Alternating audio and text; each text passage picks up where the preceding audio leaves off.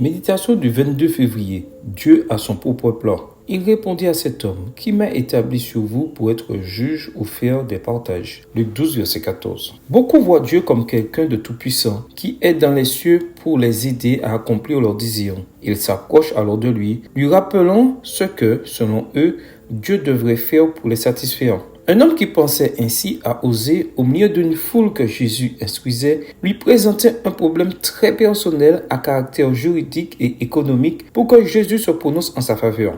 Voici la réponse du Seigneur. Qui m'a établi sur vous pour être juge? Autrement dit, quand avez-vous décidé de ce que je dois faire dans votre vie? De quel droit prétendez-vous utiliser mon pouvoir pour résoudre vos problèmes personnels? La manière dont cet homme a abordé Jésus a réellement été culottée et égoïste. Il pensait que l'évangile du royaume n'était autre qu'un moyen pour servir ses propres intérêts égoïstes. Extrait du livre SDA Bible Commentary, Commentaire biblique adventiste, volume 5, page 795. Il est évident qu'il n'écoutait pas Jésus pour que les enseignements du maître le transforment. Il ne se souciait que de sa propre avidité. Malheureusement, il y a toujours aujourd'hui des personnes qui abordent leur relation avec Dieu de la même manière. Elles supposent que ce qu'elles désirent, convoitent, est plus important que ce que Dieu a en réserve pour elles, le plan du salut. Elles ne l'implorent pas, mais réclament. Elles ne le prient pas, mais exigent. Elles ne le remercient pas, mais se plaignent. Elles croient savoir comment le Seigneur doit jouer son rôle.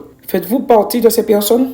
Avec cette réponse, Jésus nous montre clairement que Dieu n'a pas pris l'engagement ni d'accomplir nos désirs, ni de nous accorder ce que nous lui demandons. Son plan ne consiste pas à nous satisfaire, mais à nous sauver. Il ne s'agit pas de nous donner ce que nous voulons, mais ce qui contribue à l'accomplissement de sa volonté du salut dans notre vie. Il veut que nous le voyions comme il est, pas comme une baguette magique ou le génie d'une lampe, mais comme notre Dieu, notre Seigneur et Sauveur.